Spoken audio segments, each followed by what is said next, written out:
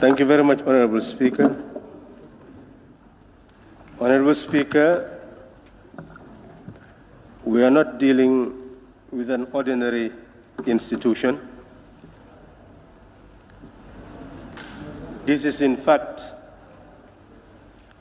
the key institution for defending the sovereignty of this land. And that is precisely the reason why the Constitution has given it the focus it deserves. We are informed of the need to equip this force under Section 186, subsection 3, in order to maintain its capacity to perform the role of defense of the Gambia. Honorable Speaker, this institution, the Gambia Armed Forces, under Section 187, is given two fundamental functions. It is clear that it has a principal role to preserve and defend the sovereignty and territorial integrity of the Gambia, to aid the civil authorities at their request in emergencies. We're talking about border controls. It is clearly stipulated in the Constitution that in terms of national disaster or emergencies, they could be mobilized to serve the national interest. To engage at the request of civil authorities in productive activities such as agriculture, engineering, health, and education for the development of the Gambia, which means that they can build up an engineer corps to be building educational institutions, bridges, causeways, anything imaginable. And Honorable Speaker, armies now in the world are transformed into productive institutions that conduct research, build technology, and in many instances serve as the core facilitation of industrialization in many countries in the world today. And here the Constitution is providing for that capacity to grow to that level. Honorable Speaker, subsection 2 move into what I will call, ignore the language, civilianization of the armed forces, so that it will not just be seen as a tool, as a killing machine, but it will be seen as human beings serving a particular purpose. And then under subsection 2, they are supposed to assist in building a national youth service and provide them in training, that the same armed forces shall establish training programs for their members at all levels to equip them with skills and trades, to ensure that the programs that they develop, there can even be secondment in order to prepare them for civilian life. That they should not just be kept there and used just like they are there to carry weapons, but that we must prepare when they move out of the force. Honorable Speaker, it says under subsection C, there shall be established an army reserve. Imagine, Honorable Speaker, people who just protect, and ultimately you move out of the force, and you have nothing else to look back to, no community to belong to. The army, because it trains the person to be able to use a weapon, cannot lose control of that individual. Therefore, the army becomes a home where the person belongs to a reserve can be called upon in times of emergency or anything to come and add force to be able to achieve aims. So that community must be made. These are fundamental objectives of the Army, Honorable Speaker. So in that sense, we are told that there is an Armed Forces Council that has been dormant. And now the objective is to activate it. We are being asked to carry out our constitutional duty under Section 189. We are very clearly informed, and we can see it in the Constitution, that there is official representation in the Armed Forces Council, but there is also unofficial representation.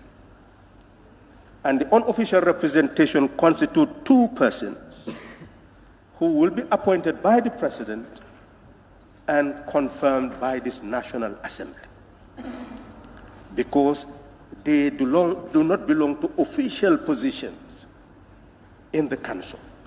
That is why scrutiny by us is important, because these are people going in to an institution as outsiders. And that's why the scrutiny is so fundamental. Honorable Speaker, we must look at what this Armed Forces Council is supposed to do. First of all, under Section 188, we are told that subject to the authority and direction of the President and of the Armed Forces Council, the Chief of Defense Staff shall be responsible for operations. So we're seeing here civilian control of the military.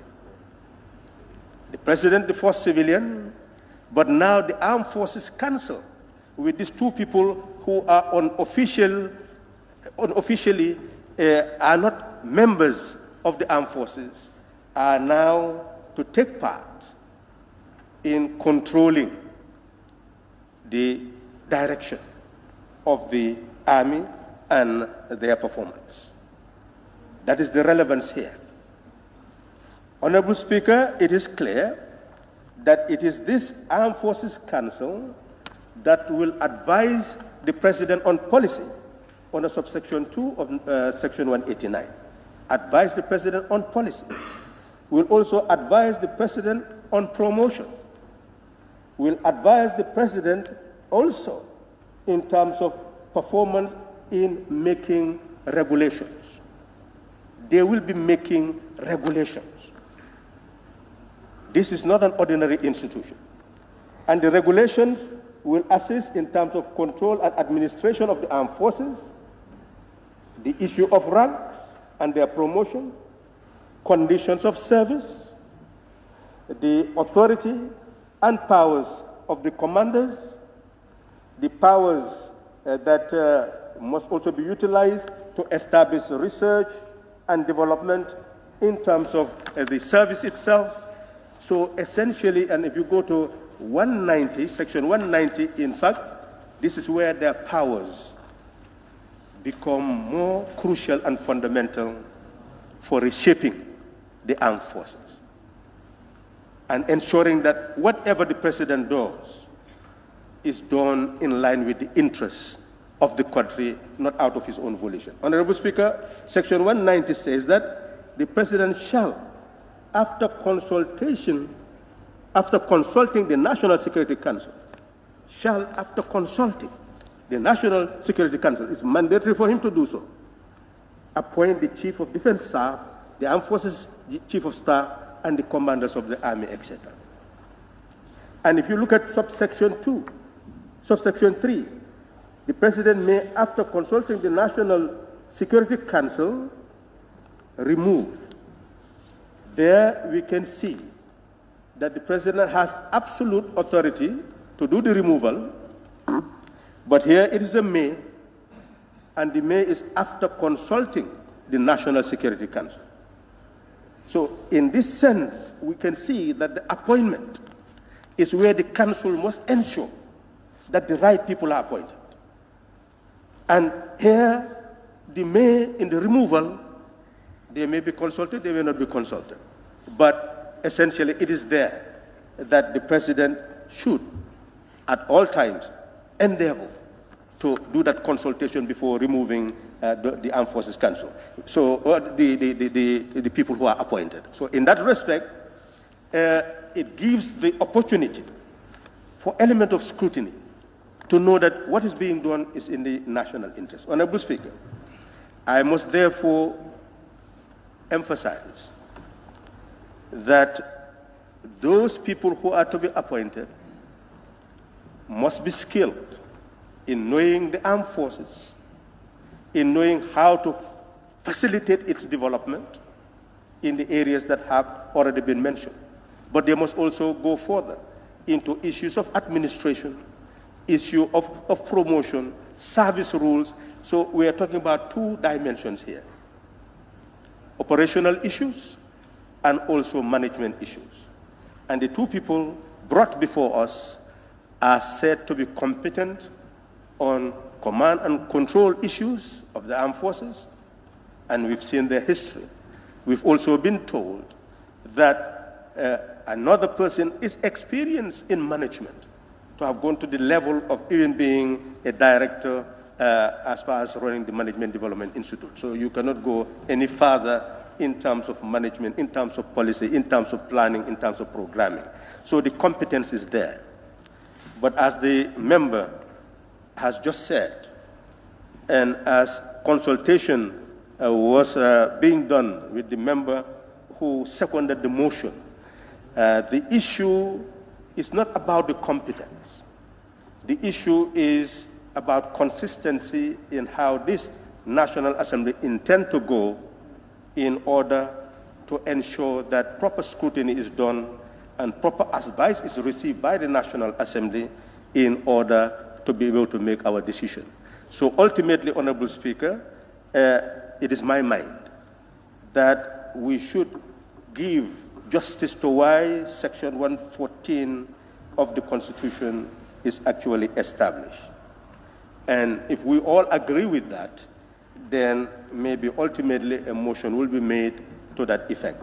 Honorable Speaker, Standing Order 114 says that the Public Appointment Committee shall consist of the chairperson, etc., etc., but that it shall be the duty under paragraph 2 of the Public Appointment Committee to scrutinize, consider, and advise upon all appointments to a public office to be made by the executive and subject to the confirmation of the National Assembly.